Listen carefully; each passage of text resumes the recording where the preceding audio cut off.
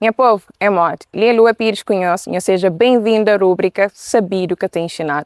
Hoje, nós sabemos falar sobre tabanca. O que é tabanca? Tabanca é uma manifestação cultural de Cabo Verde que junta música, desfile, dança e comunidade. Quando que tabanca te ergue? Tabanca te ergue entre século XVII e XVIII como forma de resistência durante o período colonial e união de comunidade afrodescendente de na Cabo Verde. Durante a época colonial, acaba por ser proibido chovesse por ser considerado uma manifestação pagã, mas acaba por existir graças à resistência de comunidade até hoje não tem tabanca. A tradição de tabanca envolve uma paródia social que satiriza a estrutura monárquico-colonial da altura.